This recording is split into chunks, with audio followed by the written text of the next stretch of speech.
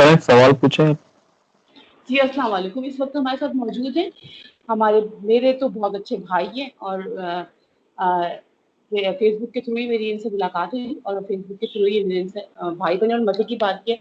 आज तक वैसे मुलाकात नहीं हुई है जैसे बिलमुशाफा मुलाकात जिसे कहते हैं, वो मुलाकात नहीं हुई है और फेसबुक के साथ हुई है। और इतने अच्छे भाई हैं कि क्या हकीकी भाई होगा, इतना प्यारा भाई मेरा फरहान है। इतनी मर्तबा मैं इस बंदे को तंग करती हूँ और कितनी मर्तबा भी बुरा नहीं मानता। और मजे की बात की जब कभी तंग होते भी हैं, लाइन काट देती हैं, कुछ भी है तो खुद पलट के फोन करते हैं, सॉरी करते हैं कि सैयदा या जहरा या कमल मुझे माफ, सॉरी मैंने आपकी लाइन ले ली। इंट्रोडक्शन बड़ा लंबा हो गया, पर इंट्रोडक्शन इसलिए लंबा हुआ कि मैं समझती हूँ कि ऐसे अच्छे लोगों की अप्रिशिएट करना चाहिए ताकि सोसाइटी में जो हमारी यहाँ बड़ी खराफात आ गई है ना, किसी सूरत से वो भीतरी आए। तो फरहान बहुत शुक्रिया कि मुझे इतनी जल्दी मैंने तुम्हें कॉल की और आपने वो कॉल को मतलब एक्सेप्ट किया मेरे इस इनविटेशन को। हालांकि मेरे कोई ज़्यादा सब्सक्राइबर नहीं है, 130 हैं। अल्लाह करे कि वो ज़्यादा अच्छे हो जाएं, तो मुझे आप जैसे लोग जब आएंगे तो यकीनन अच्छे हो जाएंगे।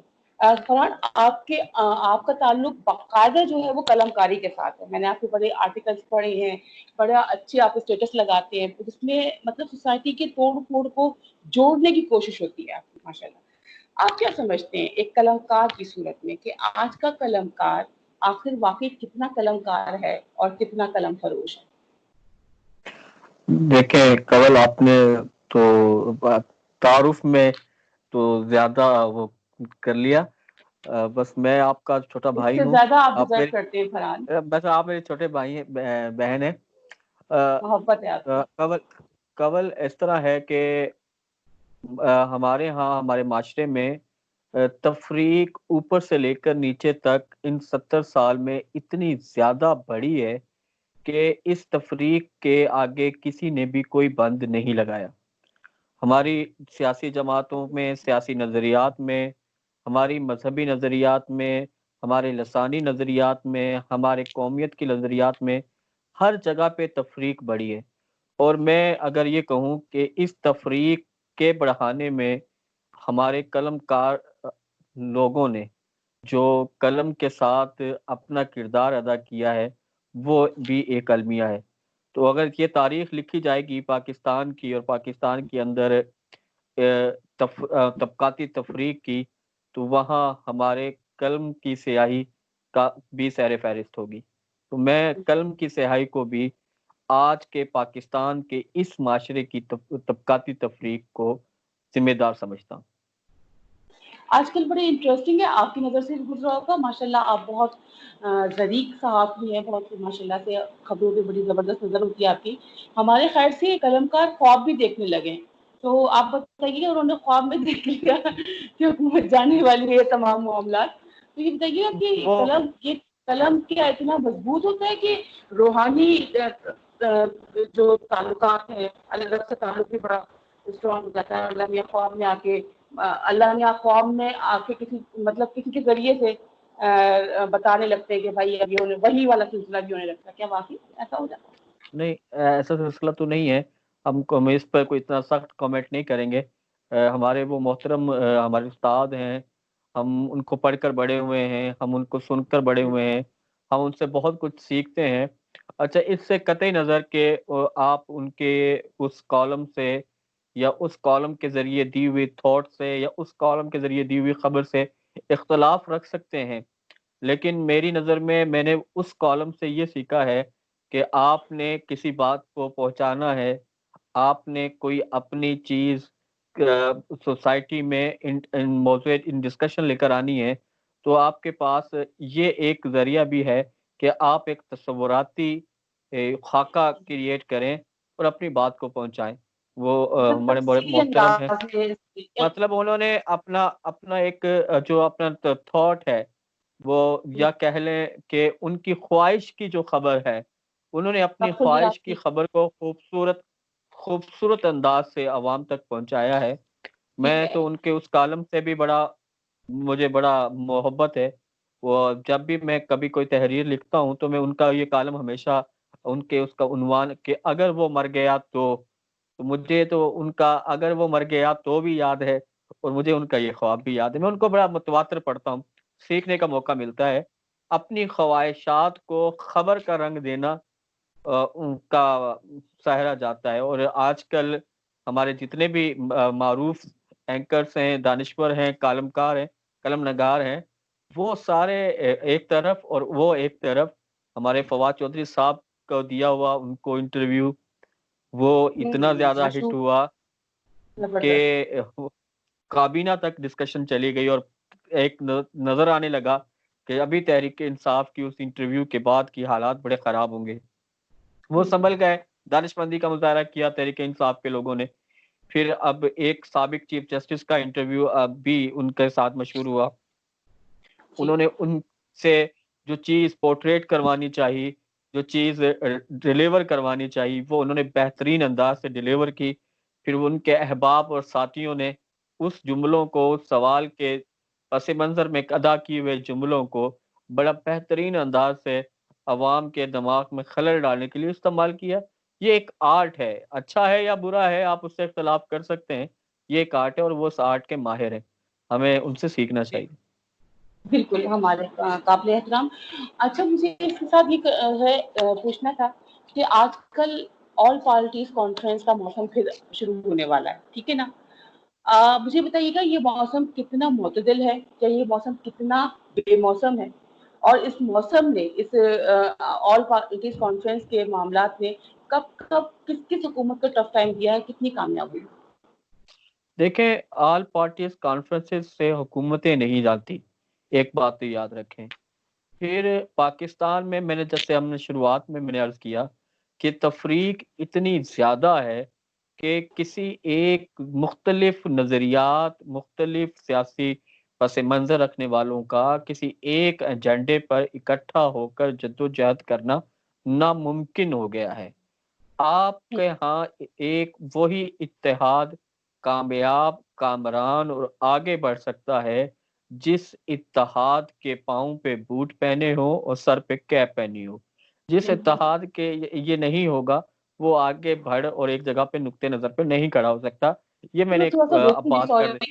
نہیں, کہ اچھا آپ میں کے پوری ساتھ جی پلیز یہ میں پوری بات کر لوں, ٹھیک ہے, کیونکہ وہ میں نے اس لیے بات کر لی کیونکہ وہ آپ نے ایک معروف ہمارے استاد محترم کا ذکر کر لیا. میں نے کہا اس انداز میں گفتگو تھوڑی سی کر لیں.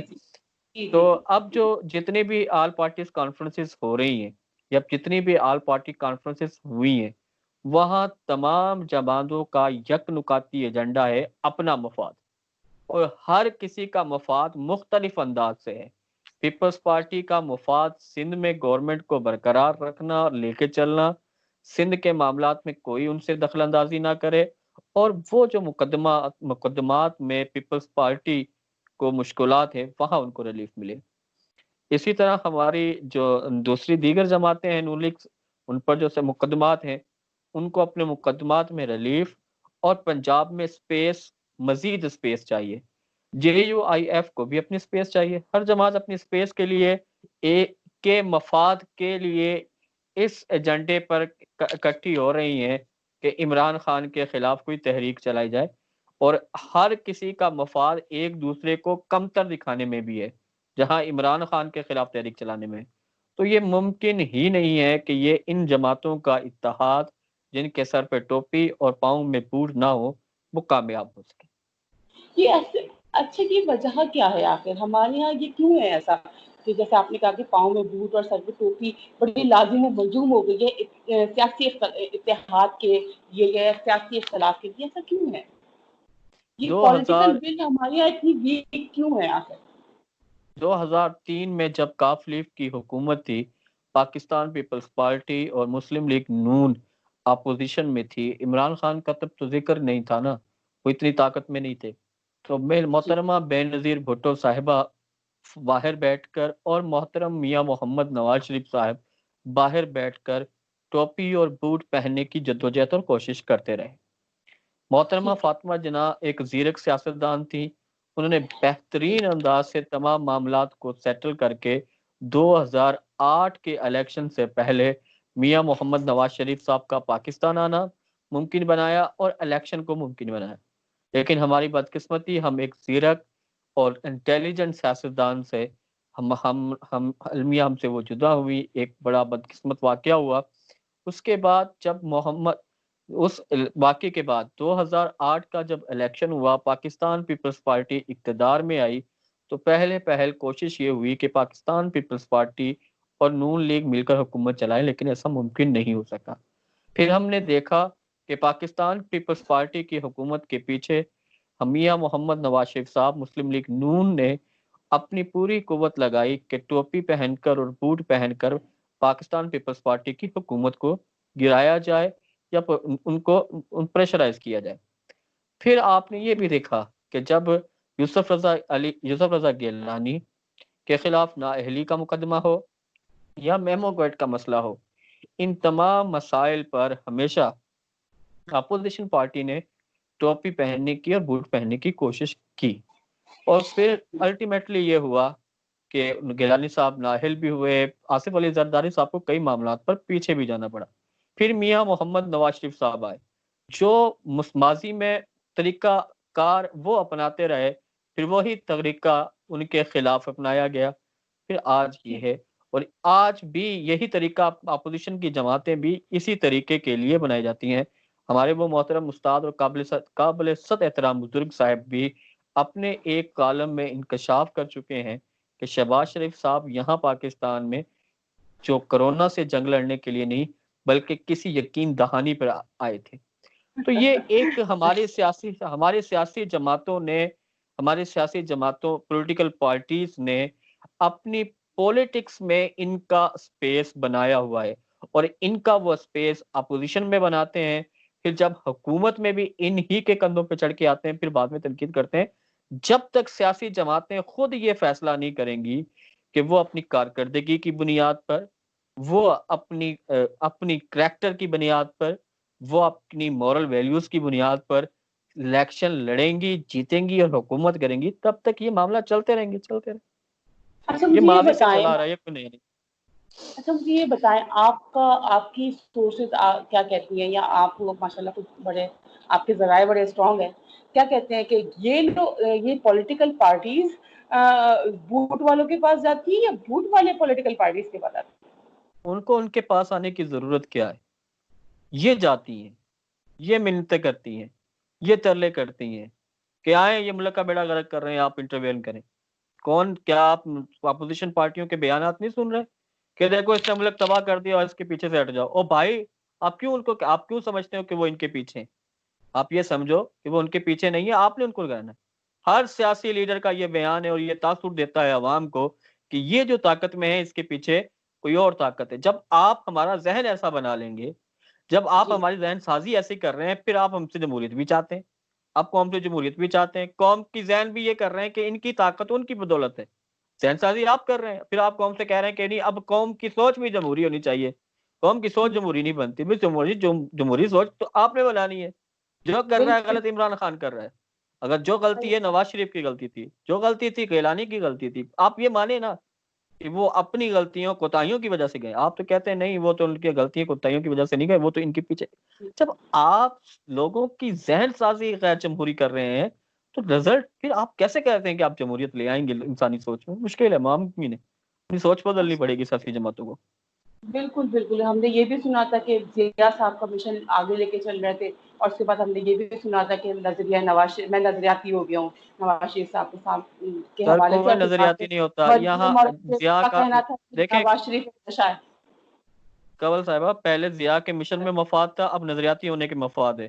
اب ہم ساتھ مل کر چل سکتے ہیں کہ بیانات میں ہر جگہ ہر موقع پر جو مفاد ہوتا ہے وہ نظریہ ہوتا ہے۔ ایوب خان کا نظریہ بھی کبھی مفاد تھا، اب جمہوریت بہترین انتقام مفاد ہے، اس کو چھوڑیں آپ، یہ مفاد کی بات ہے۔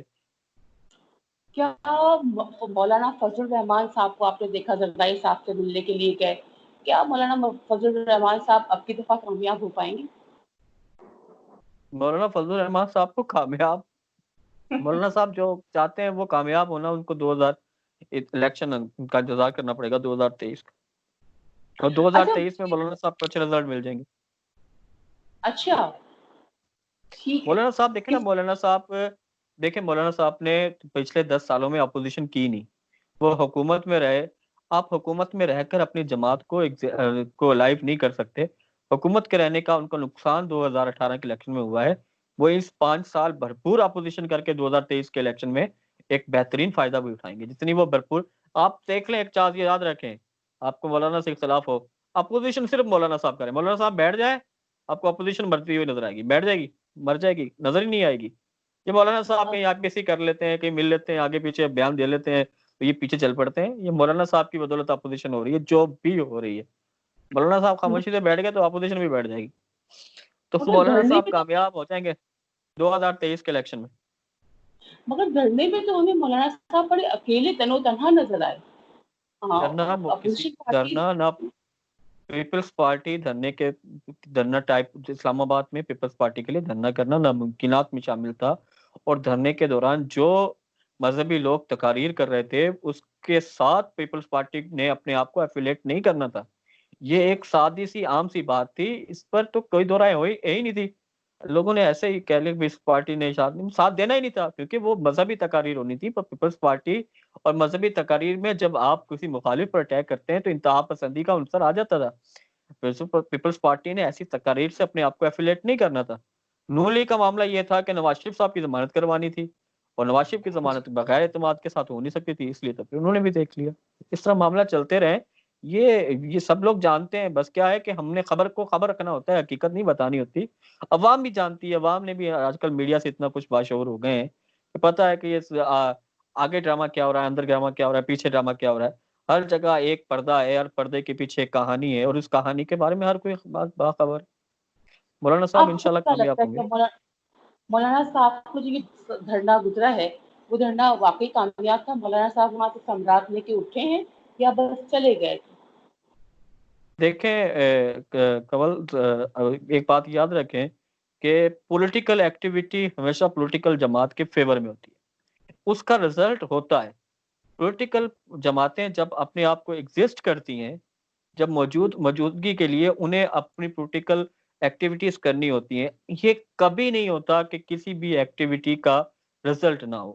مولانا فضل الرحمان صاحب نے اپنے جماعتوں کو، اپنے کارکنان کو ایکٹیو کیا، مارکیٹ میں لے کر آئے، وہاں سڑکوں پہ لے کر آئے، ان کو متحرک کیا. اس کا یہ رزلٹ کہ عمران خان کی حکومت نہیں، کہ یہ رزلٹ نہیں تھا. ان کے ہاں پولیٹیکل موبیلائزیشن ہوئی، لوگ پولیٹیکل طور پر ان کو ان کی اپنی قوت کا اندازہ ہوا. یہ فائدہ ہوتا ہے سیاسی جماعتوں کا. سیاسی جماعتیں زندہ ہی تب رہتی ہیں جب وہ سیاسی سرگرمیاں کرتی ہیں، اپنے کارکنان کے ساتھ کانٹیکٹ، رابطہ اور اس کو موبلائز کرتی ہیں. یہ فائدہ ہی فائدہ ہے، اس کا نقصان نہیں ہوتا. آپ یہ ایک چہرہ یہ نظر تو آتا ہے نا کہ ان کو حکومت نہیں گری، لیکن ان کے کارکنان موبلائز ہوئے، انہیں اپنی اسٹرینتھ کا پتہ لگا، انہیں اپنی طاقت کا پتہ لگا. یہ فائدہ ہی فائدہ، اس کا نقصان نہیں ہوتا. ٹھیک ہے. تو آخر میں ایک سوال کروں گی کہ جو آج کل ہمارے میڈیا کے حوالے سے چل رہا ہے، سلمان الوی اور صدف زہرا جو ان کی وائف تھی، انہوں نے خودکشی کر لی، آپ اس تمام تر معاملے کو کس اینگل سے دیکھتے ہیں؟ کس طریقے سے آپ نے اس چیز کو آبزرو کیا ہے؟ میں سلمان الوی صاحب کو بڑے عرصے سے ٹویٹر پہ فالو کر رہا تھا. تو ایک شخص کا خیالات اور ان کی اندرونی گھریلو ڈومیسٹک لائف الگ ہوتی ہے. مجھے انتہائی دکھ ہوا، افسوس بھی ہوا کہ اس طرح کے معاملات نہیں ہونے چاہیے تھے.